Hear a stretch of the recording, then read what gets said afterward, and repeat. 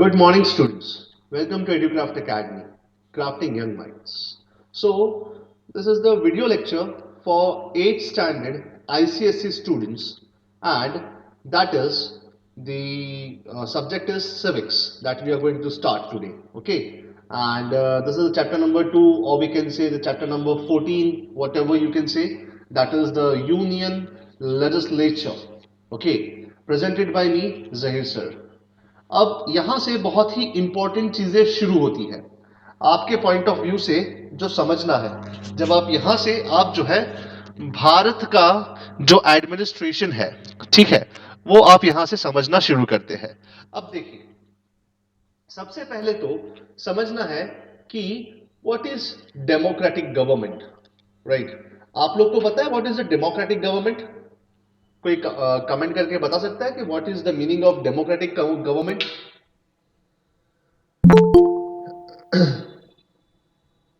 किसी को नहीं पता डेमोक्रेटिक गवर्नमेंट क्या होता है बेटा?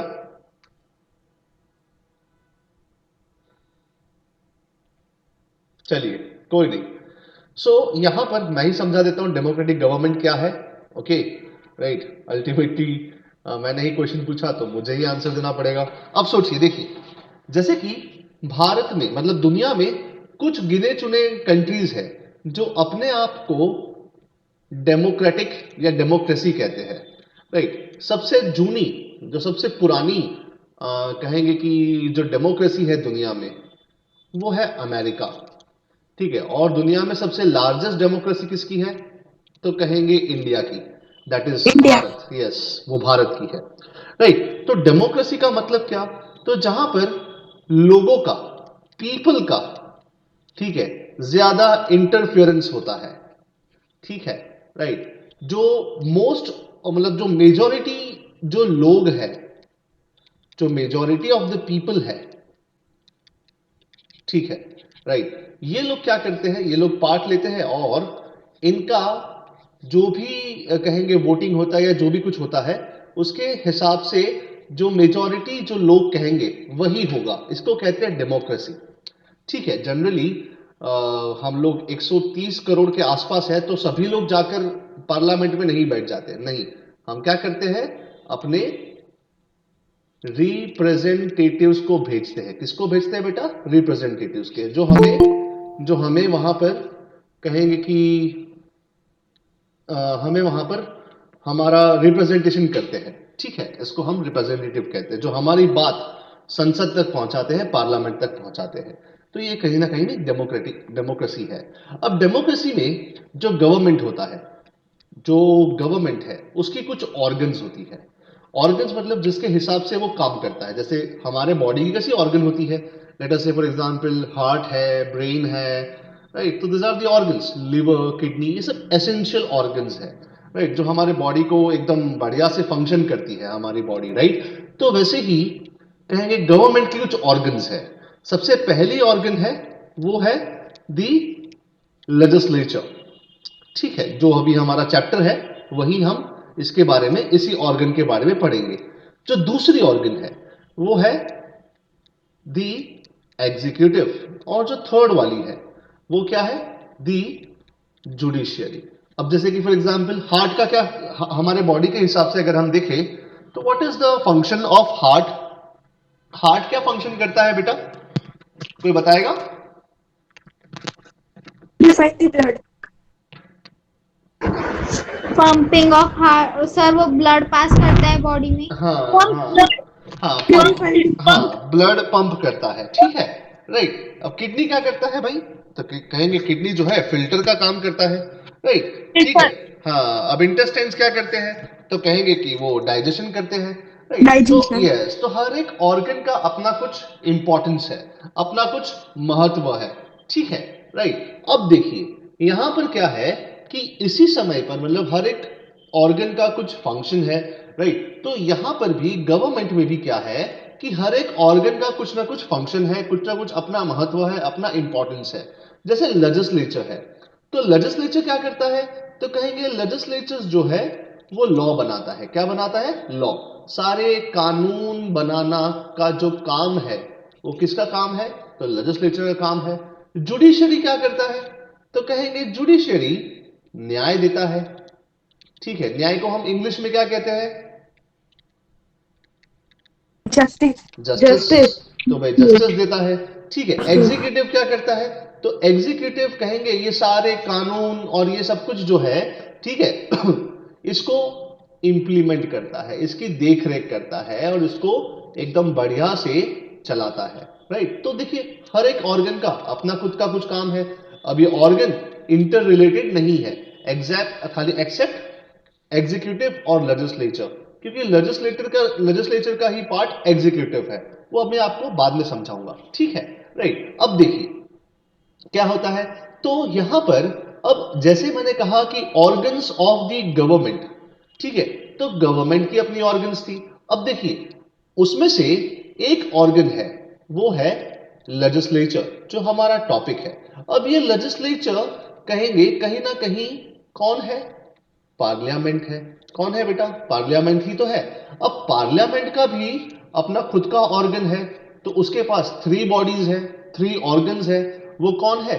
तो कहेंगे लोकसभा है, राज्यसभा है और प्रेसिडेंट है, ठीक है, राइट। ये तीनों लोग मिलकर, ये तीनों ऑर्गन्स मिलकर क्या बनाते हैं? पार्लियामेंट बनाते हैं, या कहेंगे लेजिस्लेचर बनाते हैं।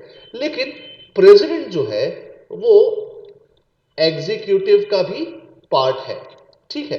वो लेजिस्लेचर में भी आते हैं, एग्जीक्यूटिव में भी आते हैं, राइट। तो समझ में आया? डिफरेंस समझ में आया? अगर मैं कहूं कि भाई ऑर्गन्स ऑफ गवर्नमेंट, तो आप लोग क्या कहेंगे? आप लोग क्या कहेंगे? कहेंगे लेजिस्लेचर, एग्जीक्यूटिव और जुडिशियरी। लेकिन जब मैं कहूं ऑर्गन्स ऑफ द पार्लियामेंट, तो क्या होगा बेटा? कहेंगे लोकसभा, राज्यसभा और प्रेसिडेंट, ठीक है। समझ में आया? क्लियर है यहां तक? यहां तक क्लियर है बेटा? Give Yes, me a sir. Thumbs up, give me a thumbs up. Clear Yes, है? sir. ओके ओके ओके, ठीक है, ठीक है बेटा। अब देखिए आगे, देखिए क्या होता है। अब यहां पर मैं थोड़ा पढ़ता हूं और देखता हूं कि क्या लिखा है आपकी बुक में और किस तरीके से होता है। A modern democratic government has 3 distinct organs, ठीक है।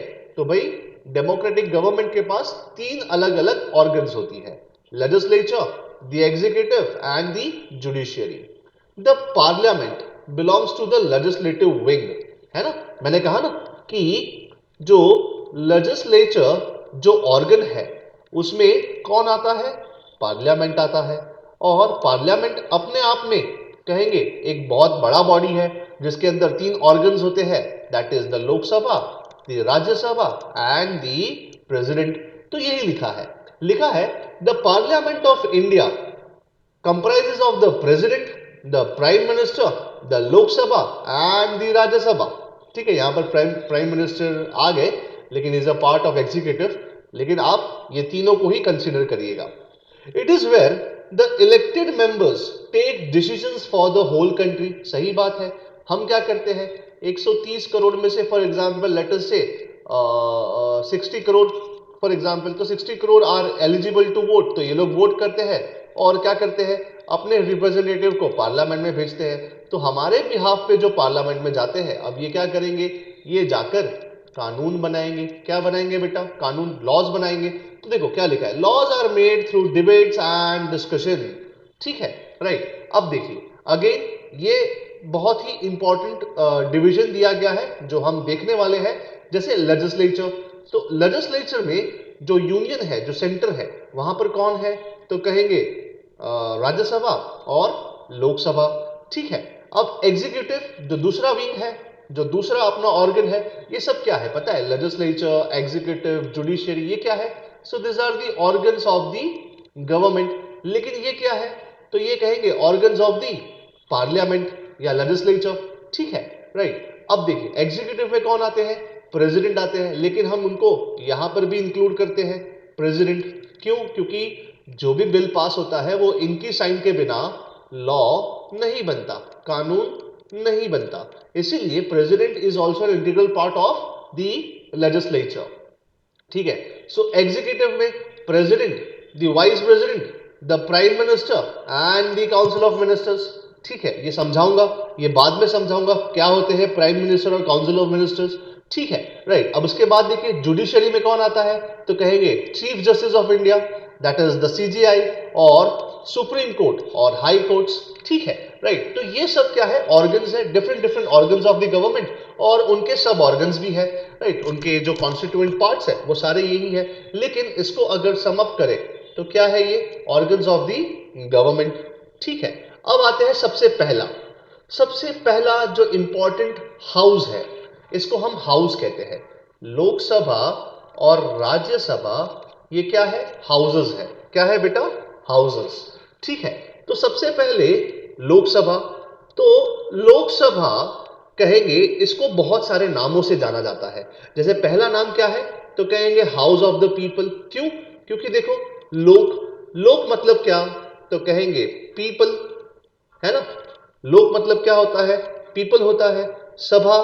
सभा मतलब एक तरीके से मीटिंग या कहेंगे हाउस, है ना, तो the house of the people या पीपल्स हाउस। तो लोकसभा को ये एक नाम है, इसको आप याद रखिएगा, the house of the people, okay, ठीक है। इसका दूसरा नाम है द लोअर हाउस, क्या है, the lower house, okay, right. और वी कैन से दूसरा नाम भी है, बहुत सारे नाम है, द हाउस ऑफ कॉमन्स, लेकिन इसको हम यूज नहीं करते क्योंकि ये ब्रिटेन में यूज होता है, the house of the Commons, okay. तो ऐसे बहुत सारे नाम है, राइट। अब देखिए क्या होता है यहां पर, तो लोकसभा में कहेंगे कि सारे रिप्रेजेंटेटिव्स जाते हैं, जो सिटीजन्स है ना, जो सिटीजन्स है वो वोट करते हैं, और उनके बिहाफ पे जो भी चुने हुए प्रतिनिधि है, जो भी इलेक्टेड रिप्रेजेंटेटिव्स है, वो लोकसभा में जाते हैं और फिर अपना काम करते हैं।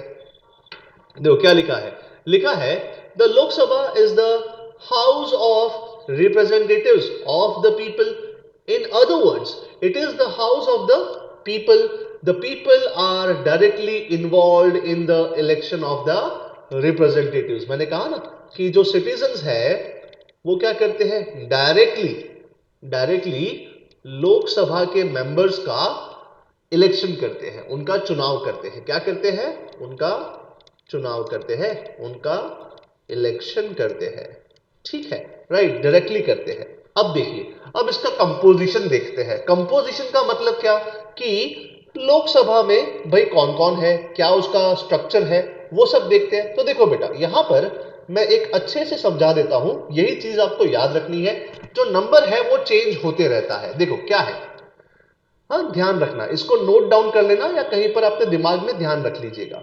देखिए लोकसभा में टोटल जो मेंबर्स होते हैं वो होते हैं 552, कितने होते हैं, 552, ओके। अब इन्हीं 552 में से कहेंगे 550 लोग इलेक्ट होके आते हैं, क्या होके आते हैं, इलेक्ट, और जो 2 लोग हैं वो नॉमिनेट होके आते हैं। नॉमिनेट कौन करता है इनको, तो कहेंगे प्रेसिडेंट साहब नॉमिनेट करते हैं, ठीक है। और ये कौन सी कम्युनिटी से बिलोंग करते हैं, तो कहेंगे Anglo Indian community, Anglo Indian community से बिलोंग करते हैं।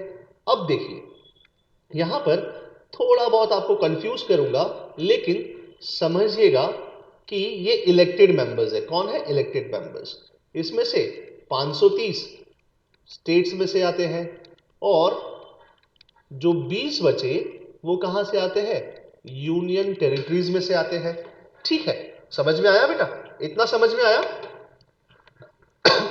गिव मी थम्स अप, इतना समझ में आया, बहुत बढ़िया, बहुत बढ़िया, ठीक है, राइट, ओके। चलिए अब आगे देखते हैं क्या होता है। अब देखो आप में से किसी ने क्वेश्चन नहीं पूछा कि सर इसका मतलब क्या, ये तो हमने पहली बार सुना था ऐसा। गुजराती कम्युनिटी होती है, मराठी कम्युनिटी होती है, ठीक है, बंगाली कम्युनिटी होती है, राइट। ये एंग्लो इंडियन कम्युनिटी क्या है, किसी ने पूछा नहीं।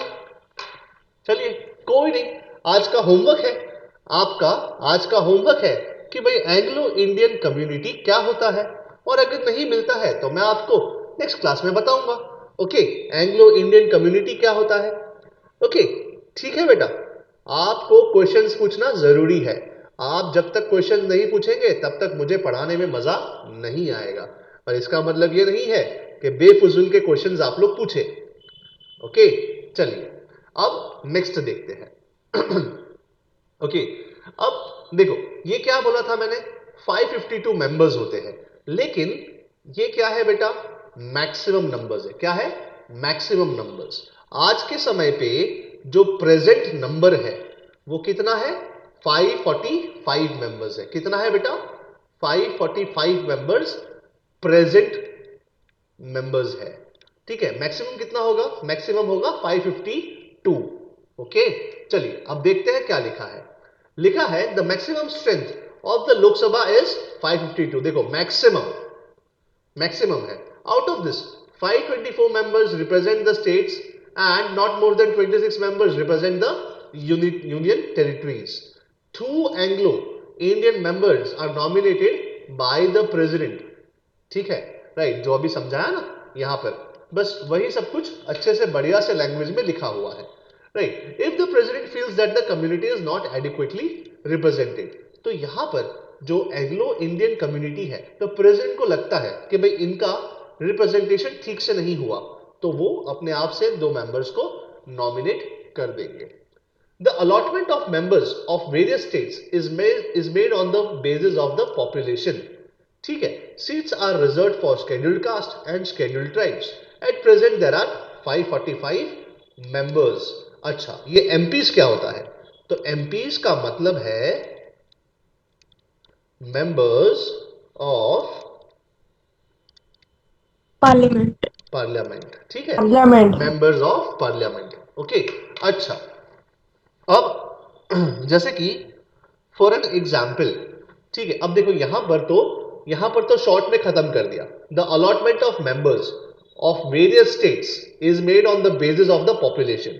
तो स्टेट की जितनी पॉपुलेशन है, ठीक है, उसके बेसिस पे अलॉटमेंट किया जाता है।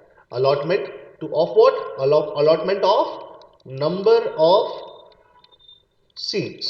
Allotment of what, allotment of number of seats. ठीक है, जैसे कि आपको पता है, जैसे कि हम गुजरात से बिलोंग करते हैं, तो गुजरात में लोकसभा की सीट्स कितनी है आपको पता है बेटा? नहीं पता है तो प्लीज ना बोल दीजिएगा, मैं आगे आगे फटाफट कर देता हूं, ठीक है। नहीं पता होगा, लोकसभा में कितनी सीट्स है गुजरात की? नहीं पता। अब गूगल पे सर्च करने मत बैठिएगा, इतना समय तो गूगल पे सर्च करने में ही लगता है, ठीक है, राइट। तो कहेंगे 26 सीट्स है। कितनी? 26 सीट्स। अब गुजरात की बात हो गई, अब आपको पता है यूपी में कितनी है? यूपी में कितनी है? अच्छा मुझे बताइए, आपको ज्योग्राफी पढ़ाया था मैंने, ह्यूमन ज्योग्राफी, और उसमें मैंने पूछा था, उसमें बताया था कि भाई which is the largest, which is the state having the largest number of population? Uttar Pradesh. Uttar Pradesh. Uttar Uttar Pradesh. Pradesh है ना। उत्तर तो अभी हमने प्रदेश। क्या देखा, the allotment of the members of various states is made on what, on basis of population. ठीक है, तो आपको पता है उत्तर प्रदेश की कितनी सीट है? 80 सीट है, तकरीबन 80 है। हाँ, आई एम नॉट श्योर, लेकिन तकरीबन 80 सीट्स है। 80 seats are allotted for Uttar Pradesh. Why? ऐसा क्यों भाई? गुजरात को 26 और उत्तर प्रदेश को 80, क्यों भाई? Sir, because जो गुजरात में पॉपुलेशन ज्यादा है. Because yes. the population is अच्छा, अच्छा, in अब सिक्किम में कितना है पता है? सिक्किम में एक ही है, लोकसभा से एक ही सीट है। भाई ये तो अन्याय हो गया, लेकिन क्या है, मैंने क्या कहा कि on the basis of population, ठीक है, उस रेशियो में इनको सीट्स दी जाती है, ठीक है, राइट। चलिए अब आगे देखते हैं उसके बाद टर्म ऑफ द हाउस, कि भाई हाउस का टर्म क्या होता है, इसका लाइफ स्पैन क्या होता है, ठीक है। तो ये हाउस का जो टर्म है वो कितना है, 5 साल है। कितना है बेटा, 5 साल, ये याद रखिएगा, ठीक है। The term of Lok Sabha is 5 years।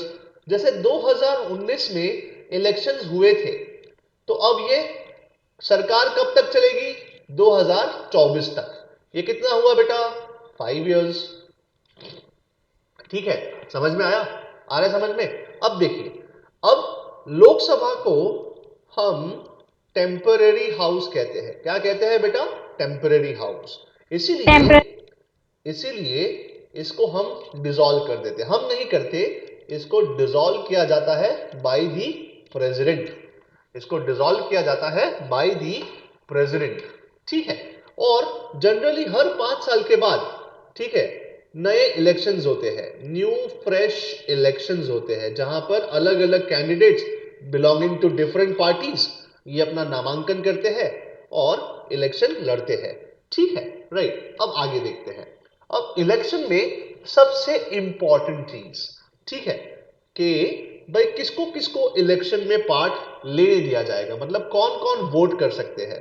तो मैं कहूंगा कि भाई मैं वोट कर सकता हूं, लेकिन लेकिन आप लोग वोट नहीं कर सकते। आप लोग मतलब 8th स्टैंडर्ड के बच्चे वोट नहीं कर सकते। तो ऐसा क्यों, ऐसा क्यों भाई। तो कहेंगे ऐसा इसलिए क्योंकि 8th स्टैंडर्ड के बच्चे अभी इतने बड़े नहीं हुए, एज उनका इतना नहीं है।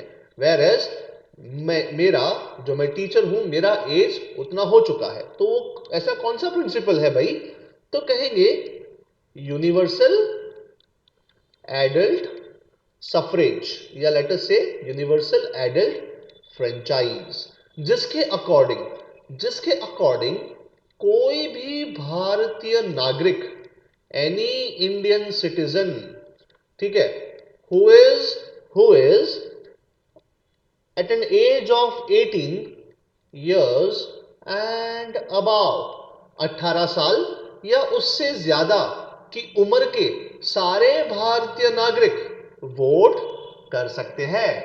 समझ में आया, आ रहा है समझ में। Yes. ओके ओके, इसी को कहते हैं यूनिवर्सल एडल्ट फ्रेंचाइज।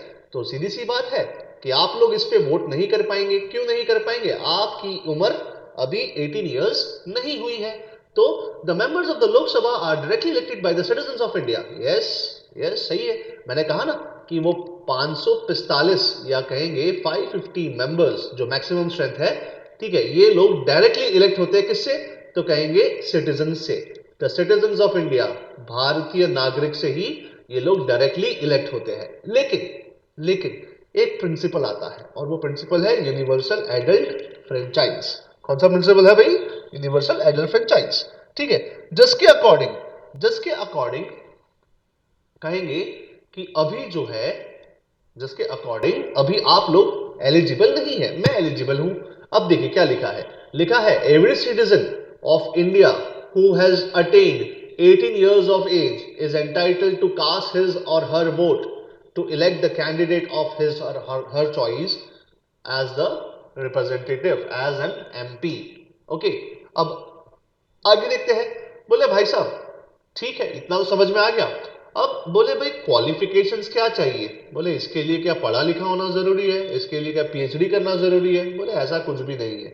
यहां पर एजुकेशनल क्वालिफिकेशंस नहीं चाहिए, ठीक है। We don't need educational qualifications, there are certain other qualifications, ठीक है, जहां पर दो इंपॉर्टेंट चीज है, बस आपको वही याद रखनी है। बोला है qualification for the membership in order to become a member of Lok Sabha a candidate must possess the following qualifications। तो इसमें पहली दो ही आपको याद रखनी है, ठीक है। दैट इज, सबसे पहला क्या है भाई, वो भारत का नागरिक होना चाहिए। क्या होना चाहिए बेटा, भारत का नागरिक होना चाहिए। Second, he must be at least 25 years of age, ठीक है। बोला है मिनिमम एज कितनी होनी चाहिए उसकी, ठीक है, 25 इयर्स, तभी जाकर वो अपना नामांकन कर पाएगा, वो लोकसभा के इलेक्शंस के लिए अपना कैंडिडेचर भर पाएगा, अपना फॉर्म भर पाएगा, ठीक है, तब जाके वो लोकसभा का मेंबर बनेगा, ठीक है, समझ में आया। अब देखो, लोकसभा का मेंबर बनने के लिए 25 साल, लेकिन वोट करने के लिए कितना भाई, वोट करने के लिए 18 साल, है ना, ठीक है, तो कंफ्यूज मत होइएगा। अब थर्ड पॉइंट क्या लिखा है, बोला है कि भाई उसके पास वैसी सारी क्वालिफिकेशन होनी चाहिए जो पार्लियामेंट समय समय पर अपडेट देगा, ठीक है, कल को बोलेगा नहीं मिनिमम क्वालिफिकेशन, अब एक काम करो 28 कर दो, जैसे कि अभी अभी किया ना, अभी क्या किया पता है, अभी गर्ल्स के लिए जो मिनिमम एज है ना, फॉर मैरिज, वो 21 करने की बात चल रही है, ठीक है, या कर चुके हैं, समझ में आया, राइट, तो ये चीज है।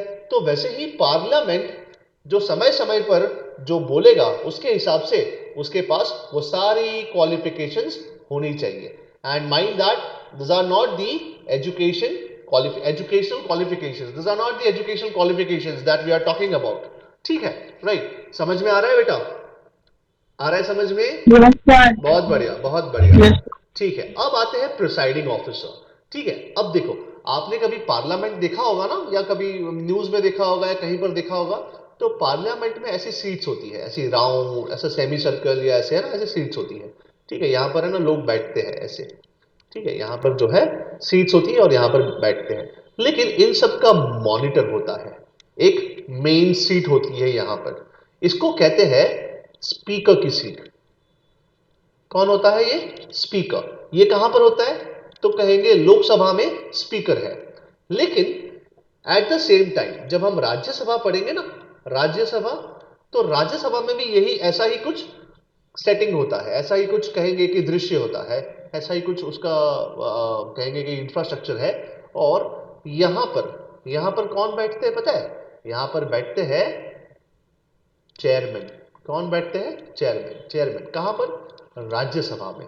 लेकिन लोकसभा में कौन है, लोकसभा में कहेंगे स्पीकर बैठते हैं। कौन बैठते हैं बेटा, स्पीकर। स्पीकर। ओके, लोकसभा में कौन बैठते हैं, स्पीकर, ठीक है। और अगर स्पीकर नहीं है तो कौन बैठेंगे पता है, डेप्यूटी स्पीकर। कौन बैठेंगे, deputy speaker. Deputy speaker. Okay, अब राज्यसभा की बात करूं तो चेयरमैन अगर एब्सेंट होंगे तो कौन बैठेंगे बेटा, तो कहेंगे डेप्यूटी चेयरमैन बैठेंगे। कौन बैठेंगे, डेप्यूटी चेयरमैन। और आपको पता है कि जो वाइस प्रेसिडेंट बनते हैं ना, जो वाइस प्रेसिडेंट बनते हैं वही चेयरमैन होते हैं, ऑटोमेटिकली वही चेयरमैन होते हैं राज्यसभा के, ठीक है। जो वाइस प्रेसिडेंट होते हैं वही ऑटोमेटिकली राज्यसभा के चेयरमैन बन जाते हैं, ओके, ठीक है। तो ये सब कुछ पॉइंट्स हैं जो आपको नोटिस करके रखना है। अब आते हैं यहां पर, पढ़ते हैं क्या लिखा है, द प्रिजाइडिंग ऑफिसर। हम कौन सा टॉपिक पढ़ रहे हैं, हम पढ़ रहे हैं लोकसभा, ठीक है, राइट। तो लोकसभा में देखते हैं क्या है, लिखा है the speaker is the presiding officer of the Lok Sabha and he और शी, जो भी आप ले लीजिए, he and she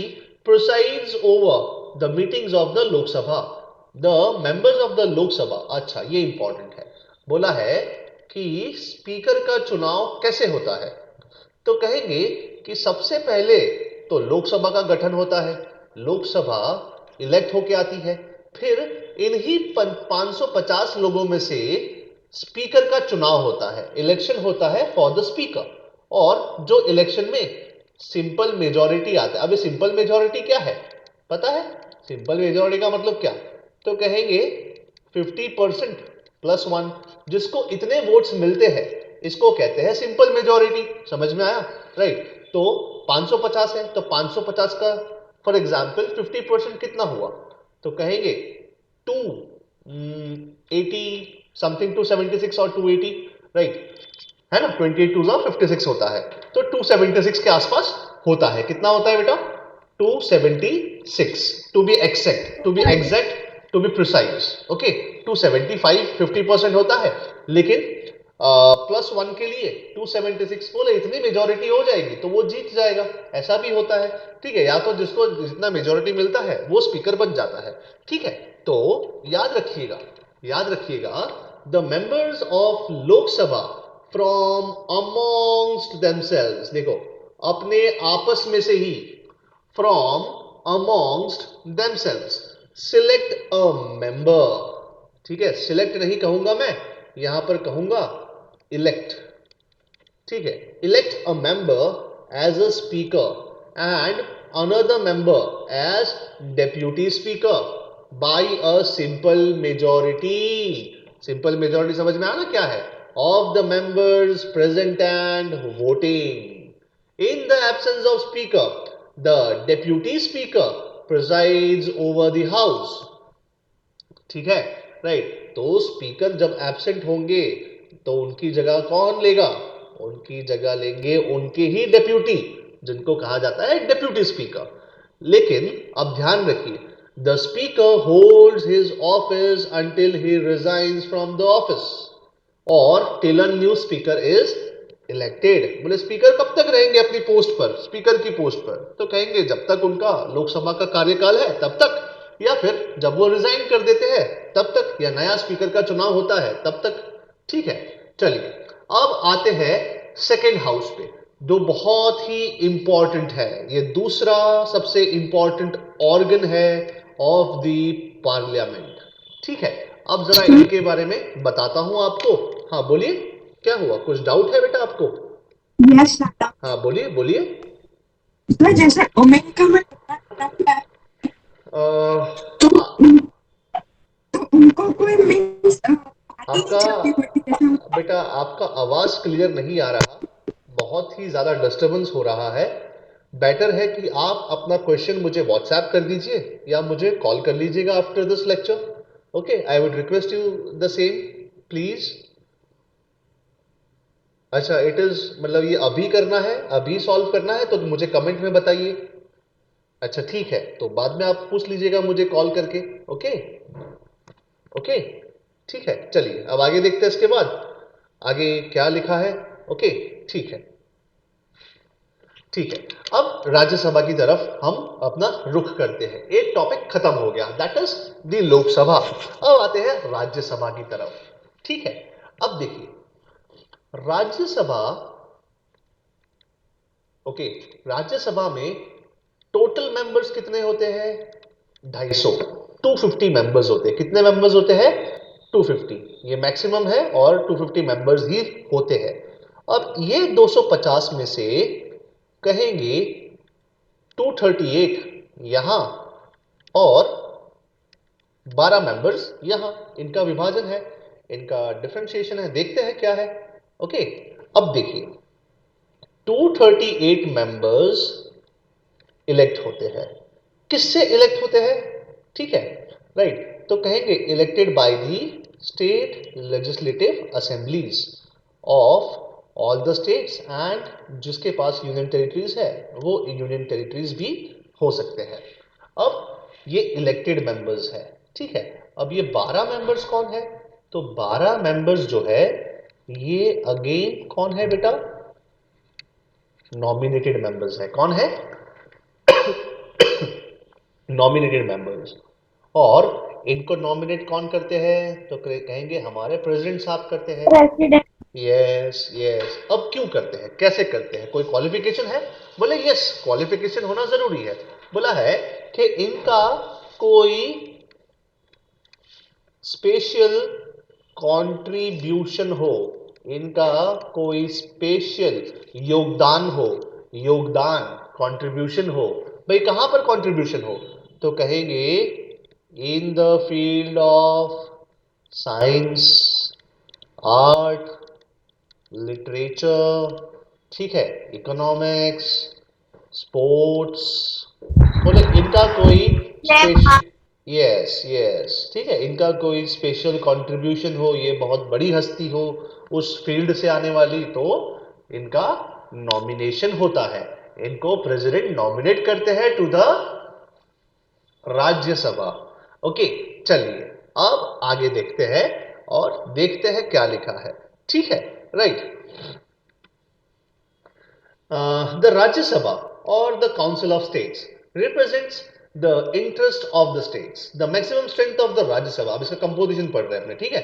the maximum strength of the Rajya Sabha कितने हैं भाई? 250, 250 members are there. Out of this 250 members, 238 members are elected by the states and union territories, ठीक है, and 12 members are nominated by the president from the fields of sports, film, art, medicine, social service, literature, economics, music, etc. बहुत सारी चीजों में से उनका कोई special contribution हो तो उनको नॉमिनेशन दिया जाता है। एग्जाम्पल लिखे हैं, एग्जाम्पल स्पोर्ट्स से आने वाले हमारे भारत रत्न सचिन तेंदुलकर, क्रिकेट से आने वाले, ठीक है। इनको नॉमिनेट किया गया था, कब किया गया था भाई? सॉरी, कहां पर किया गया था? राज्यसभा में किया गया था। अभी इनका कार्यकाल खत्म हो चुका है, ठीक है, तो राज्यसभा में इनका नॉमिनेशन हुआ था। ओके, ठीक है।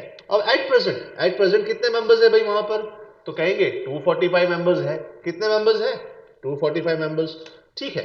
अब आते हैं टर्म ऑफ द हाउस।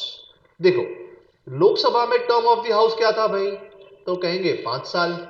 अब यहां पर राज्यसभा में एज सच राज्यसभा में कोई टर्म ऑफ द हाउस नहीं है, ठीक है, हाउस नहीं है।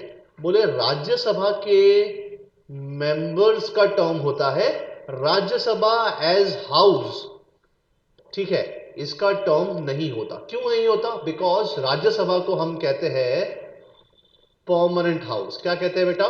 Permanent house. अब जो परमानेंट है, जो स्थायी है, क्या उसका कभी कोई टेन्योर हो सकता है? उसका कभी कोई टर्म हो सकता है? उसका कभी कोई लाइफ हो सकता है?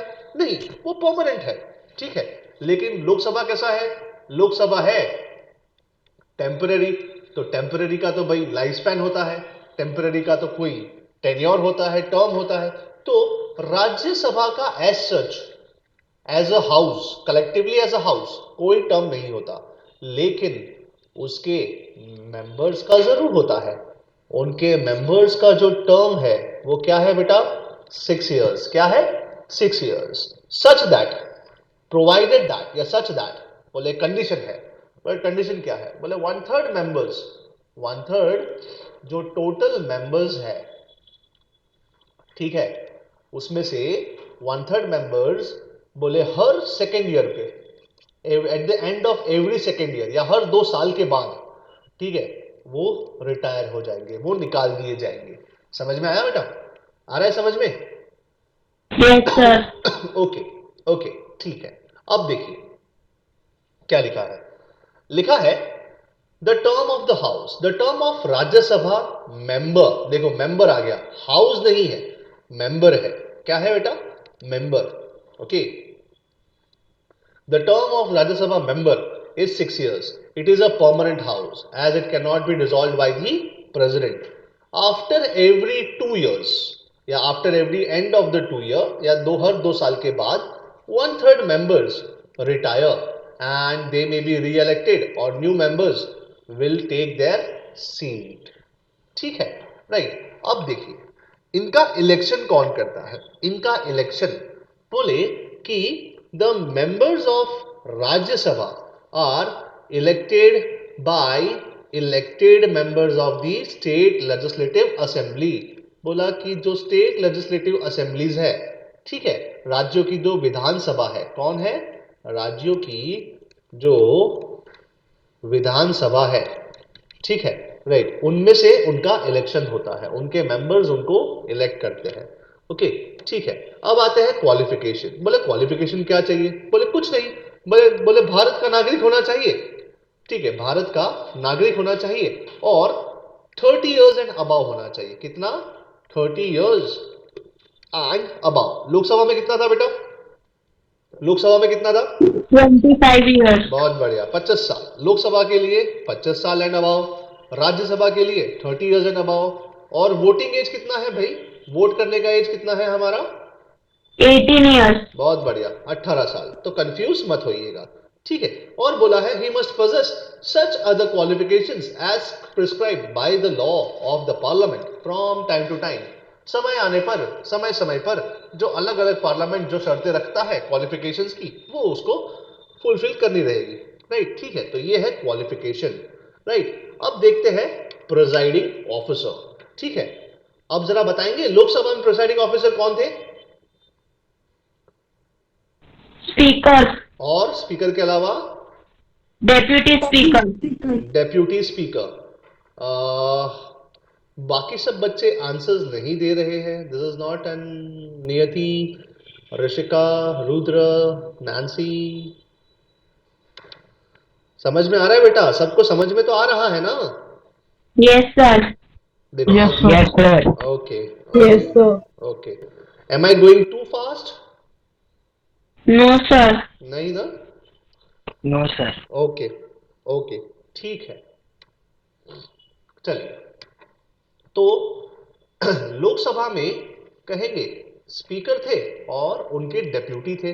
तो वैसे ही यहां पर मैंने क्या कहा था कि वाइस प्रेसिडेंट, राज्यसभा में जो वाइस प्रेसिडेंट होते हैं वही क्या बनते हैं? वही बनते हैं चेयरमैन। देखो यहां पर क्या लिखा है, the vice president of India is the ex officio chairman. ठीक है, मीनिंग क्या है? By virtue of the post held already he is enjoying a second post. ठीक है, ऑलरेडी वो एक पोस्ट संभाल रहे हैं और वो कौन सी पोस्ट है? Vice president.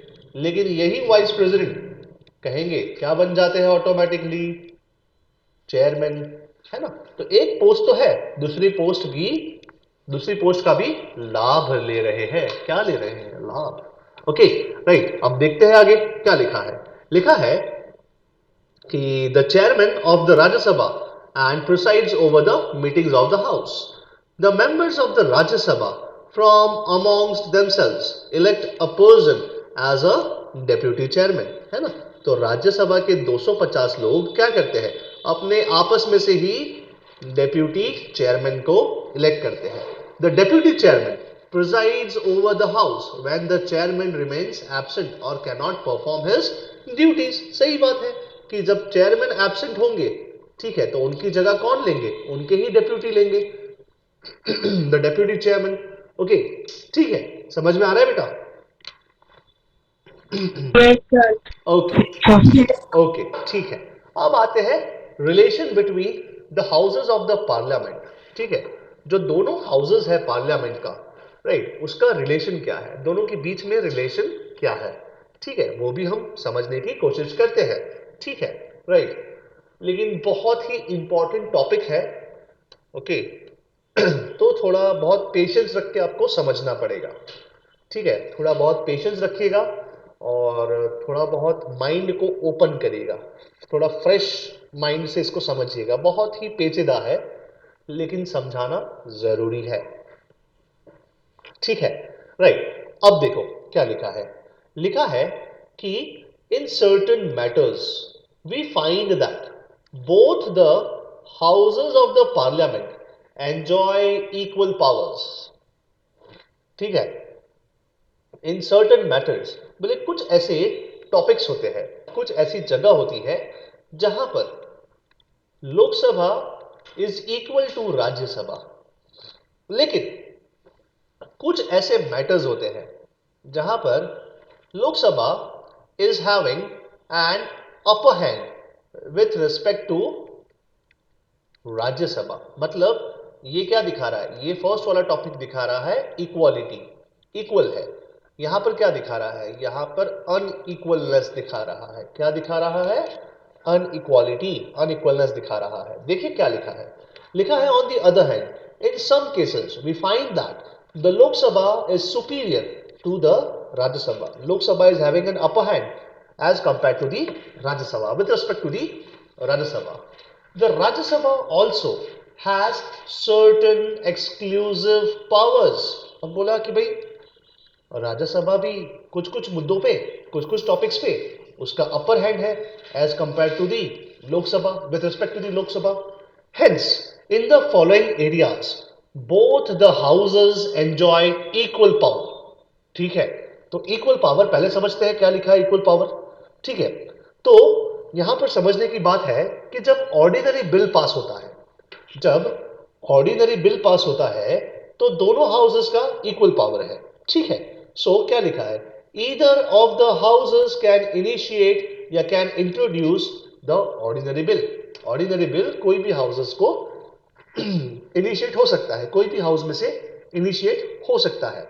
ठीक है, सेकंड लिखा है, बोला है कि जब प्रेसिडेंट और वाइस प्रेसिडेंट, ठीक है, जब प्रेसिडेंट और वाइस प्रेसिडेंट का इलेक्शन की बात आती है तो दोनों हाउसेस पार्ट लेते हैं, both the houses take part in the election of president and vice president, ठीक है। अब देखते हैं आगे, बोला है थर्ड, बोले जब प्रेसिडेंट का रिमूवल की बात आती है, जब प्रेसिडेंट को हटाना है, प्रेसिडेंट को हटाना है, क्या करना है बेटा, प्रेसिडेंट को हटाना है, प्रेसिडेंट का रिमूवल, ठीक है, हटाना है, हटाने को हम कहते हैं, एक नाम दिया है और वो नाम है इम्पीचमेंट। क्या नाम है, इम्पीचमेंट। बोले जब प्रेसिडेंट का इम्पीचमेंट करना है तो भाई दोनों हाउसेस के पास इक्वल पावर है, तो देखो यही लिखा है, both the houses must approve the impeachment motion for the removal of the president of India, ठीक है। अब देखिए नेक्स्ट लिखा है कि यही इंपीचमेंट, यही रिमूवल, यही हटाना कहेंगे सिर्फ प्रेसिडेंट तक नहीं है, कहेंगे the chief justice of India, the जजेस of supreme court and high court, बोले इनको निकालना है ना, इनको अपने पद से बर्खास्त करना है, इनको निकालना है, इनको इंपीच करना है, तो भी भी दोनों हाउसेस का इक्वल पावर रहेगा। तो यही लिखा है, क्या लिखा है, both the houses must approve the proposal for impeachment of the जजेस of supreme court and high court of India, है ना।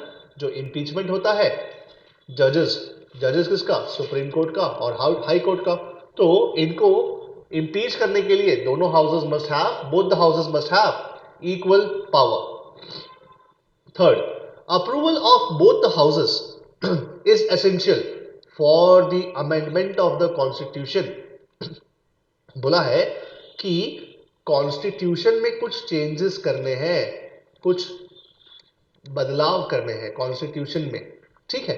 तो भाई क्या कर, किसका मतलब अमेंडमेंट किया जाएगा, अमेंडमेंट का मतलब बदलाव, ठीक है। तो जब बदलाव करने हैं कॉन्स्टिट्यूशन में तो ये बदलाव के लिए दोनों लोकसभा और राज्यसभा दोनों के पास इक्वल पावर है, ठीक है, राइट। अब देखते हैं कि लोकसभा का अपर हैंड कहां पर है, ठीक है, और राज्यसभा का अपर हैंड कहां पर है, ये दोनों चीज हम देखते हैं, ठीक है, राइट। अब पहले देखते हैं लोकसभा का अपर हैंड या कहेंगे एडवांटेजेस क्या है। सबसे पहला बोले एक बिल आता है जिसका नाम है मनी बिल। ये मनी बिल क्या है वो 10वीं में समझाऊंगा आपको, 10th स्टैंडर्ड में समझाऊंगा, लेकिन अभी समझ लीजिए कि मनी बिल जो है वो सिर्फ लोकसभा में ही इंट्रोड्यूस हो सकता है, सिर्फ लोकसभा में। यहां पर राज्यसभा के पास कोई पावर नहीं है कि वो मनी बिल को इंट्रोड्यूस करे। हां, अगर ऑर्डिनरी बिल की बात है तो दोनों के पास इक्वल पावर्स है, both Lok Sabha and Rajya Sabha have equal powers. लेकिन जहां तक मनी बिल की बात है तो भाई only Lok Sabha can pass such a bill. तो हुआ ना अपर हैंड, अपर हैंड हुआ ना, एडवांटेज है उसके पास, एडवांटेज है ना बेटा। Yes, sir. ओके, किसी को कोई दिक्कत आ रही है क्या सुनने में, सबको सुनाई दे रहा है? Yes, sir. ओके ओके बेटा, Yes, sir. ओके ठीक है। चलिए अब आगे देखते हैं, उसके बाद देखते हैं जो नेक्स्ट टॉपिक है, जो नेक्स्ट पॉइंट है वो वाला, ठीक है। नेक्स्ट क्या लिखा है, लिखा है जब जॉइंट सेशन होता है, जब जॉइंट मीटिंग होता है तब क्या होगा कि लोकसभा, जब देखो जॉइंट मीटिंग का मतलब क्या पता है, मतलब यहां से 550 और यहां से 250, ठीक है। अब ये क्या है 550 और 250, तो कहेंगे नंबर ऑफ मेंबर्स। बोले इनको जब जॉइंटली बिठाते हैं मतलब कितने हो गए, ऑलमोस्ट 800 मेंबर्स हो गए। जब जॉइंटली बिठाते हैं और कोई डिसीजन लेना होता है, कोई वोटिंग करवाते हैं, तो हमेशा कौन जीतता है, हमेशा कौन जीतेगा पता है, यही जीतेगा। कौन जीतेगा, लोकसभा। क्यों, because it has more number of members than Rajya Sabha. अभी के लिए इतना समझ लीजिए कि लोकसभा के पास अपर हैंड है जब भी जॉइंट सेटिंग होता है, जॉइंट मीटिंग होता है या जॉइंट सेशन होता है या जो भी है, ठीक है। अब नेक्स्ट देखते हैं the no confidence motion, the adjournment motion and the cut motion. ये अलग अलग तरीके के मोशंस है, ठीक है। ये सारे के सारे मोशंस लोकसभा में ही पास हो सकते हैं, लोकसभा में ही इंट्रोड्यूस हो सकते हैं, ना कि राज्यसभा में। तो ये लोकसभा का कुछ इंपॉर्टेंस था। अब राज्यसभा का कुछ एक्सक्लूसिव पावर्स या एडवांटेजेस देखते हैं। सबसे पहला, it checks hasty legislations. Hasty का मतलब फास्ट, जल्दबाजी में लिए गए निर्णय जो है लोकसभा के द्वारा, जल्दबाजी में जो लिए गए निर्णय हैं वो राज्यसभा रोक सकता है। बोले रुको भाई, इक्वल पावर्स है, लॉ तुम जल्दी जल्दी बना दोगे तो ऐसा थोड़ी है, हमारा इक्वल पावर है, हम आराम से बनाएंगे, आने दो। ठीक है, तो क्या है ये हेस्टी लेजिस्लेशन को रोकता है, चेक करता है। It is a permanent house, so it continues to function even when the Lok Sabha gets dissolved. सही बात है। राज्यसभा क्या है? परमानेंट हाउस है।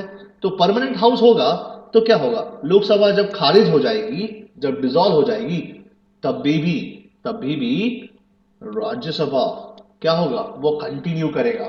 ठीक है, बोले हम तो परमानेंट है भाई, हमको इससे कोई लेना देना है ही नहीं, डिसॉल्यूशन, प्रेसिडेंट हमको डिसॉल्व नहीं कर सकते। ठीक है, अब दिखा है, it reflects the expert opinions of its talented nominated members. जो उसके नॉमिनेटेड मेंबर्स है ना, जो 12 लोग, वो बहुत ही टैलेंटेड है क्योंकि इनका कंट्रीब्यूशन है, तो वो लोग भी अपना योगदान देंगे ना भाई राज्यसभा में। राइट, राज्यसभा में फॉर एग्जाम्पल क्रिकेट पे कोई लॉ बनाना है तो हम किसका सलाह मशवरा लेंगे? द गॉड ऑफ क्रिकेट, है ना, क्योंकि वो तो राज्यसभा के मेंबर है। समझ में आया? ठीक है, इस तरीके से it can create all India services. It can request the parliament to make law on any subject in the state list. ठीक है, तो ये थे। और ये नोटिस बहुत इंपॉर्टेंट है। नोटिस क्या है? तो कहेंगे सेशंस। बोले कि दोनों हाउसेस कोई पर्टिकुलर टाइम पे आके मिलते हैं क्या? अलग अलग मिलते हैं, पर मिलते हैं क्या पार्लियामेंट में? बोले हाँ मिलते हैं, लॉ बनाते हैं, डिबेट करते हैं, डिस्कशन करते हैं। बोले कब करते हैं? बोले उसको सेशन होता है तब करते हैं। तो जनरली 3 सेशन होते हैं। कितने होते हैं? 3। इसको ऐसे याद रखना है, BMW, ये कार है जो बहुत सारे बच्चों का ड्रीम है। ठीक है, तो BMW की तरह याद रखिएगा। B का मतलब क्या है? ये उसी क्रोनोलॉजी में याद रखना है। ठीक है, इसीलिए मैंने BMW लिखा है। राइट, ठीक है, तो B that is the budget session. फिर कब से कब तक होता है वो? फरवरी से मई तक होता है। The monsoon session, July to September. And the winter session, November and December. ठीक है, समझ में आया? यहां तक रखे आज के लिए? Okay, Yes, sir.